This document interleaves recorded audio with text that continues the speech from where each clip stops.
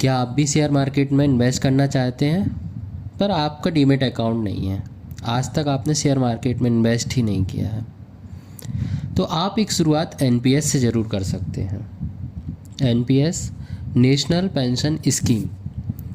National pension scheme में आप जो फंड डालते हैं वो फंड कहीं ना कहीं मार्केट से लिंक हो जाता है और उसमें जो रिटर्न मिलता है वो शेयर से ही मिलने वाला रिटर्न होता है। एनपीएस को चलिए हम डिटेल में समझते हैं। सबसे पहले अगर हम लेमन टर्म में देखें तो एनपीएस क्या है। एनपीएस नेशनल पेंशन स्कीम है जिसमें आप जो कंट्रीब्यूशन करेंगे 60 ईयर की एज तक इसमें एक बड़ा कॉर्पस तैयार हो जाएगा। पोस्ट 60 ईयर एन्यूटी की तरह आपको मंथली रिटर्न देने लगेगा, क्योंकि आजकल किसी भी ऑर्गेनाइजेशन में पेंशन स्कीम नहीं है, इसलिए एक एनपीएस बहुत अच्छा माध्यम है। अब बहुत लोग चाहेंगे कि एनपीएस शुरू करना चाहिए, तो अब शुरुआत कैसे करें। सबसे पहले जिस बैंक में भी आपका सेविंग अकाउंट है उस बैंक में जाकर के आपको एक आवेदन देना होगा कि मैं अपना एनपीएस का खाता स्टार्ट करना चाहता हूँ। आप उनकी कुछ फॉर्मेलिटीज़ करेंगे और 1 से 2 दिन में वो आपका अकाउंट प्रोसेस करेंगे और आपका एक प्रान नंबर एक्टिवेट हो जाएगा।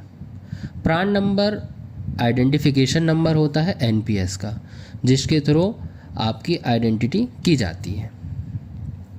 आपका प्रान नंबर एक्टिवेट हो जाने के बाद 15 से 20 दिन के बाद आपके घर में कोरियर के द्वारा प्रान कार्ड आ जाता है गवर्नमेंट की तरफ से।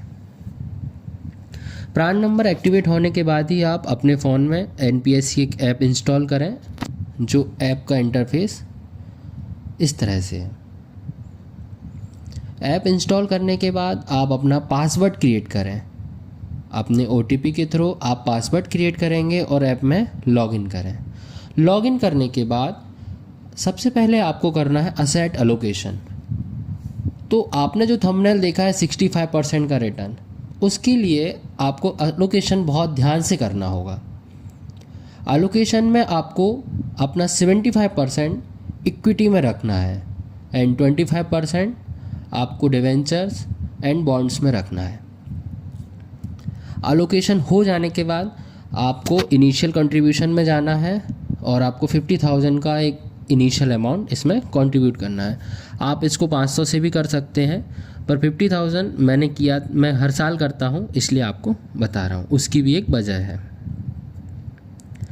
इससे जो रिटर्न मिलने वाला होता है वो डायरेक्टली शेयर मार्केट से ही लिंक होता है।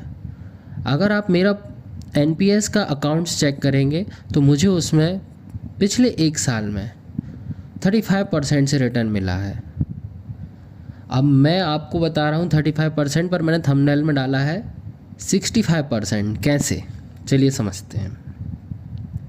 जब आप एनपीएस में 50,000 रुपीज़ इन्वेस्ट करते हैं, 50,000 इज़ अ कैपिंग लिमिट, तो आपको 50,000 रुपये तक का डिडक्शन आपकी टैक्सेबल सैलरी या टैक्सेबल इनकम से हो जाता है।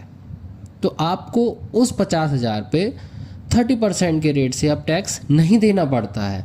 मतलब जैसे ही आप इसमें इन्वेस्ट करते हैं तो आप अपना 15,000 रुपये तो वहीं सेव कर लेते हैं। तो हुआ ना 30 + 35 65% का रिटर्न।